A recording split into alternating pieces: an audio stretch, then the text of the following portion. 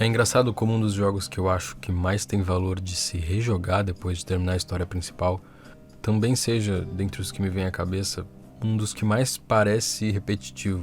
Parece porque, por mais que soe como um caminho cheio de repetição, cada passagem por aquelas salas e corredores de Hades parece que vai reconstruindo o próprio significado da jornada. A princípio, se reconstruir e se reestruturar já é um conceito padrão dentre os jogos roguelike. Eles são caracterizados por ter as salas ou dungeons do jogo formadas por geração procedural, mudando cada vez que o jogador passar por ela, e por resetar o processo do jogo para estaca zero toda vez que o jogador morrer. Isso significa que cada vez que o jogador tentar, vai ter uma composição diferente de inimigos, armadilhas e a própria estrutura do espaço, e morrer ali significa o fim da tentativa de terminar o jogo. Mas isso não é tão dramático assim no caso do Hades, pelo fato de ele abraçar totalmente essas coisas dentro do universo do jogo. Ali, o Zagreus, filho do Hades, o deus do submundo, tenta escapar das terras do pai para encontrar a própria mãe, a Perséfone. E essa, desde o início, é uma informação toda envolta de segredo. Ninguém fala sobre isso, apesar de quase todo mundo saber. Para entender mais sobre, o único jeito para o personagem é passar por todas as camadas do inferno que se redesenham a cada tentativa, e vencer também, no final do caminho, o próprio pai, que se coloca como a última barreira entre ele e os segredos da família.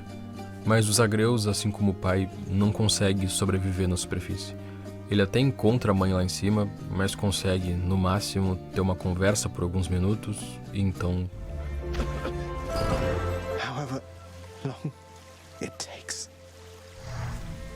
Mas morte, nesse caso, só faz ele aparecer em casa de novo. E tanto o Hades quanto os outros personagens ali da casa estão fazendo algum trabalho burocrático, como se não tivessem acabado de matar um ao outro minutos atrás.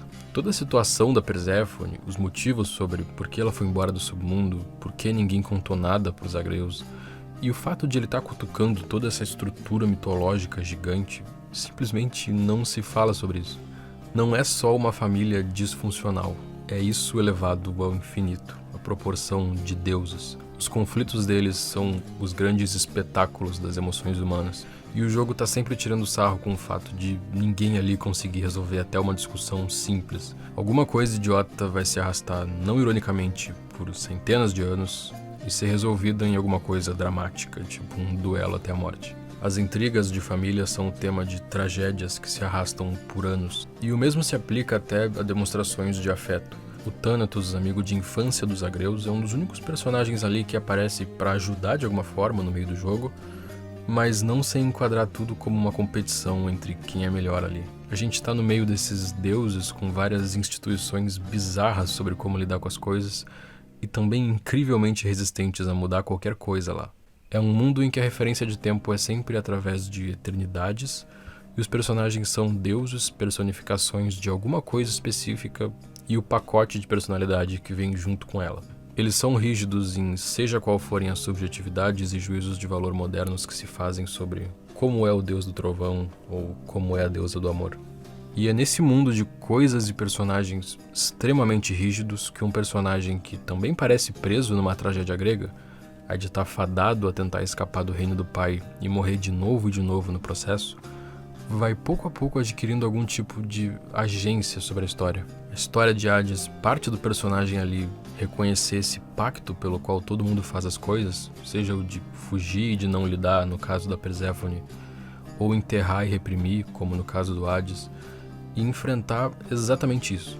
Sendo essas instituições a coisa exagerada e absurda que elas são, a forma não poderia ser outra que não essa epopeia de atravessar todo o inferno, enfrentando deuses no caminho, só para ter pequenas conversas, pequenas tentativas de fazer as coisas de outro jeito. Nada expressa mais fielmente o que são aquelas instituições, a família e a forma de lidar com os problemas dentro dela, do que um castelo cheio de camadas e que se redesenha e se reestrutura para resistir a qualquer mudança e interferência. Um modelo que vai cair atirando. E o jogador percebe que tem mais agência do que pensava ter sobre o personagem e o mundo do jogo nesse processo. Cada tentativa de fuga é diferente, não só porque os lugares, inimigos e estruturas mudam e se aprimoram, mas porque parece um tipo de aprendizado coletivo dos personagens em que todo mundo muda junto com aquele espaço. Por mais que o progresso seja resetado quando se morre, os personagens já não estão mais no mesmo lugar que antes. Na verdade, a morte aqui, o símbolo principal da tragédia, no caso da mitologia, e o que se entende geralmente como derrota em jogo, tomou uma camada diferente. Se ela parece ser o símbolo do que tornaria o jogo repetitivo, na verdade o destino do personagem muda cada vez que se morre ali. E é através desses fracassos, mais do que de vitórias, que ele se conecta com a força e as pessoas que ajudam ele a reescrever a própria história. Dá pra encontrar alguns personagens que estão em situações parecidas com a dos agreus no submundo. O Sísifo, que tentou enganar a morte e viver para sempre, foi condenado a viver eternamente carregando uma pedra até o topo de uma montanha, e toda vez que ele conseguisse, ela cairia de novo. A Eurídice, que foi condenada a viver separada do parceiro num canto do inferno. O Patroclo, que é parceiro do Aquiles, mas o casal, por causa de uma profecia, é separado pela morte. É fácil terminar o jogo ignorando que cada um desses personagens pode ter a história trágica reescrita através das ações do jogador.